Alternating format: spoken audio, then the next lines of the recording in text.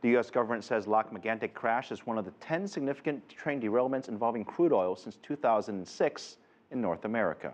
In response, rail companies have created new training for emergency responders to fight these potential fires. Jessica Stone reports from Kearney, New Jersey.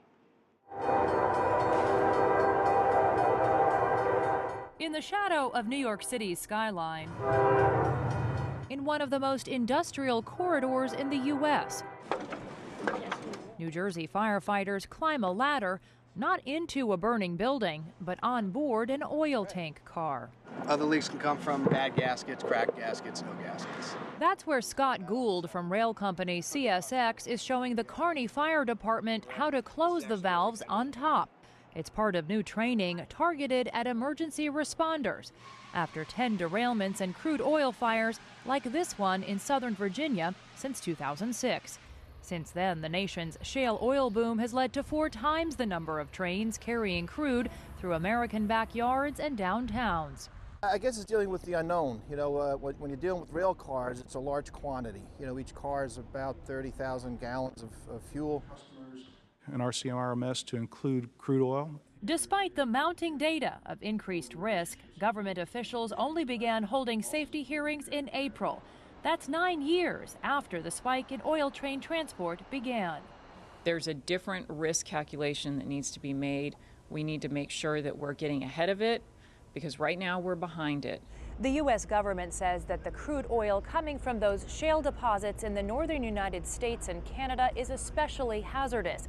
In May, it declared an emergency order, telling train operators that if they're carrying more than 3.7 million liters of that crude oil, they need to warn the communities they're traveling through. But if there is an oil fire on the tracks, these firefighters will know what to look for. Or they need to look for this. That's one of the key indications that this car contains the hazardous materials, is the placard that's on all 4 sides of the rail car. Mike Austin is a hazardous materials special agent for CSX. He says the new Bakken crude oil being extracted is especially dangerous. It's worldly known that the Bakken crude is potentially more flammable.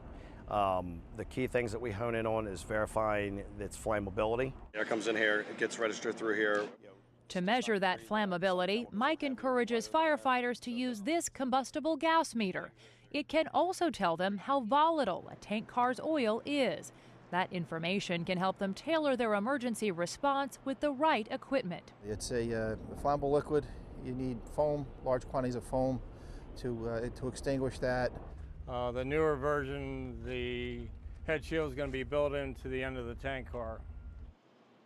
U.S. train carriers are slowly adding new, heavier tank cars with shields and valve covers to reduce the risks of a spill or fire if there's a derailment.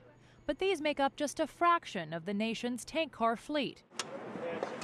In the end, firefighters are on the front lines, relying on their best training to face whatever new risks they find on the tracks. Jessica Stone, CCTV, Kearney, New Jersey.